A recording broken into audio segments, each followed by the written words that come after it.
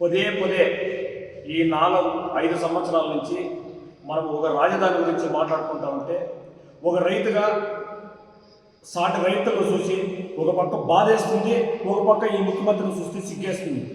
ఎందుకంటే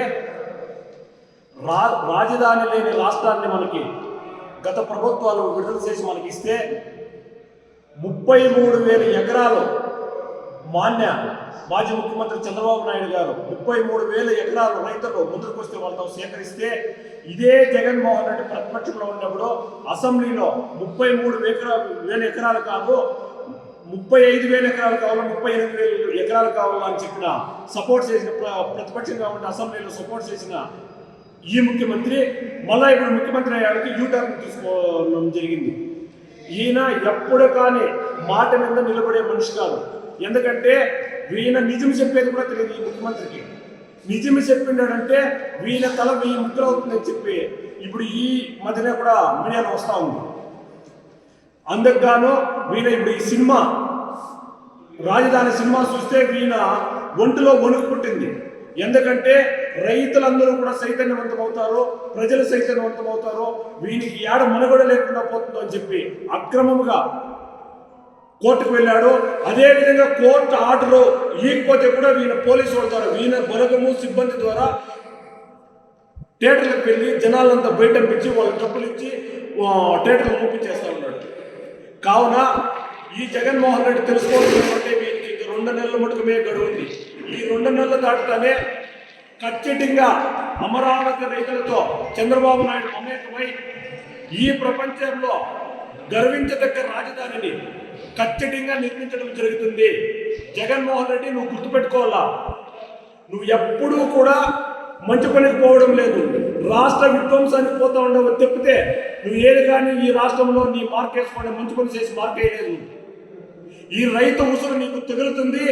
ఈ రైతు ఉసురు తెగిలి నువ్వు మనుగడ సాగించడం నీ వైఎస్ఆర్ పార్టీ కానీ నీ నాయకులకు కానీ ఈ రైతు ఉసురు తెగడం గ్యారంటీ 33,000 మంది రైతులతో సహా నీకు వాళ్ళ శాపనార్థాలే పెట్టి నువ్వు ఖచ్చితంగా బంగాళాఖాతంలో గెలుచుకోవడం గ్యారంటీ జరుగుతుందని చెప్పి మేము తెలియజేసుకుంటున్నాం. అమరావతిలో 34,000 మంది రైతులు మన ఆంధ్ర రాష్ట్రానికి ఒక రాజధాని వస్తుందంటే ఎంతో సంతోషంతో స్వచ్ఛందంగా ఏమీ కూడా ఆశించకుండా కొన్ని వేల ఎకరాలు ఇవ్వడం జరిగింది. దాన్ని ఈ సైకో జగన్ అడ్డుపడ్డాడు. నారా చంద్రబాబు నాయుడు గారు యావత్ భారతదేశం కూడా గర్వించే విధంగా ఒక రాజధాని నిర్మించాలంటే ఆయన అభిమతాన్ని ఈ యొక్క జగన్ రెడ్డి గారు అడ్డుకోవడం జరిగింది. వేలాది మంది రైతులు త్యాగాలను కూడా బూడిదలో పోసిన కన్నీర్లాగా చేశాడు ఈ మూర్ఖుడిని. అమరావతి రైతులు ఉసురు పోసుకున్నాడు. వేరువేరు ప్రాంతాల్లో 3 రాజధానులు కడతానని ప్రజల్లో అంతా కూడా ఒక వైషమ్యాలు తెప్పించి మతాలకి ఒక ఉన్మాదంతో పనిచేసి ఎక్కడా కూడా రాజధాని లేకుండా చేశాడు. 4 సంవత్సరాల నుండి అమరావతి రైతులు ఒక ఉద్యమంలా వాళ్ళ బాధలు చెబుతూ ఉంటే కనీసం వాళ్ళు బోర్డు పట్టించుకోకుండా ఒక ఉన్మాదులాగా ప్రవర్తించినటువంటి ముఖ్యమంత్రి మన జగన్మోహన్ రెడ్డి గారు 3 రాజధానుల పేరుతో ప్రజలంతా కూడా ఈరోజు మోసగిస్తున్నాడు తప్ప ఆయన చేసింది ఏమీ లేదు. ఒక సామాజిక బాధ్యతతో రాజధాని ఫైల్స్ అనే ఒక సినిమాను తీస్తే ఈయన దాన్ని అడ్డుకొని కోర్టుకు పోవడం జరిగింది. ఇది ఎంతవరకు సబబు అని అడుగుతున్నా. ఇది సబబేనా? అంతేకాకుండా ఈ సినిమాల్లో ప్రజల్లోకి వ్యతిరేకత వస్తుందనే భయంలో ఆయన చుట్టుకుంది. తన మీద ఎంత వ్యతిరేకత వస్తుంది ప్రజల్లో అనే ఒక భయంతో కోర్టుకు వెళ్ళాడు. ఈరోజు రైతుల కోసం ప్రజా శ్రేయస్సుల కోసం వీరు సినిమా తీస్తే దాన్ని అడ్డుకోవడం ఎంతవరకు సబబు అనేది నేను ప్రశ్నిస్తున్నాను. 5 కోట్ల మంది రాజధాని లేకుండా చిత్రం చేసినటువంటి తుగ్లకి ఈ యొక్క రాజకీయ నాయకుడు జగన్మోహన్ రెడ్డి ఆంధ్ర రాజధానికి రాజధాని లేకుండా చేసి మన గోడంతా కూడా ఈరోజు ప్రతి రాష్ట్రంలోనూ కూడా మీ రాజధాని ఏది అంటే మనం చెప్పుకోలేని దుస్థితి వచ్చినటువంటి నాయకుడు ఈ జగన్మోహన్ రెడ్డి. నేను చెప్తున్నా, ఈ వైసీపీ నాయకులు మనకు రాజధాని కట్టరు, తప్పకుండా వాళ్ళకి అసలు దాని మీద అవగాహన లేదు, వాళ్ళు కట్టే అభిప్రాయం కూడా లేదు. మనకు చిచ్చులు పెట్టి రాజకీయం లబ్ధి పొందాలని వీళ్ళు చేస్తున్నారు తప్ప వాళ్ళు చేసింది ఏమీ లేదు. అంతేకాకుండా ఒక సామాజికంగా ఈ చిత్రాన్ని తీసి ప్రజలందరూ కూడా ఏం చేశారో, రైతులు ఏం చేశారో, రైతులు ఏ విధంగా ఇచ్చారో, రైతుల ఓడు ఏ విధంగా పట్టించుకోకుండా పోతున్నారో అని ఒక సత్సంకల్పంతో ఈ యొక్క సినిమాను తీస్తే దాని కోర్టుకు వెళ్ళి దాన్ని విడుదల చేయకుండా చేసి కోర్టుకు వెళ్ళినటువంటి అవాగ్య పనులు చేస్తున్నారు. కాబట్టి మీరందరూ కూడా దీన్ని వ్యతిరేకించాలి. ఈ జగన్మోహన్ రెడ్డి వ్యవహారాన్ని అందరికీ తెలియజేయాలని ఇందు మూలంగా తెలియజేస్తున్నారు.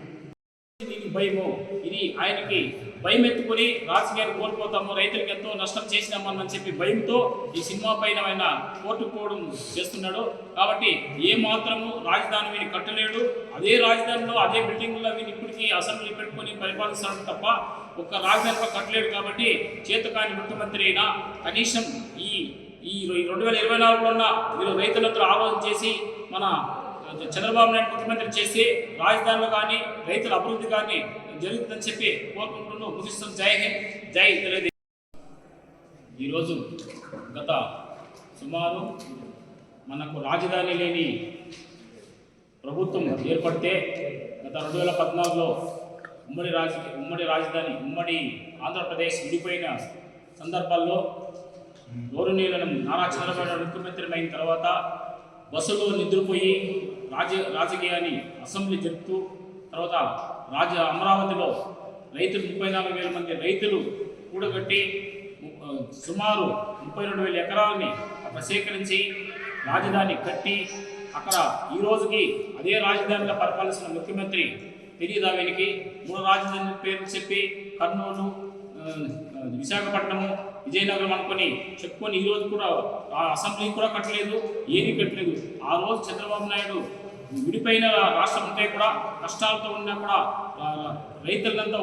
రైతులంతా చేసి వనకూర్చి 36,000 ఎకరాలు సేకరించి రాజధాని కట్టి రైతులకంతా ఎంతో వాళ్ళకి సహకరించాలని చూడాలని చూస్తే దాన్ని ఈయన వచ్చిన తర్వాత ఏ మాత్రం కూడా పట్టించుకోకుండా ఆ రైతులకి సుమారు 4 సంవత్సరాలు ఇబ్బందులు పెట్టి వాళ్ళని కోర్టులకు ఇచ్చి ఎంతోమంది చనిపోయిన రైతులు. కానీ అది కూడా తెలియలేకుండా ఈ సినిమా అనేది ఒక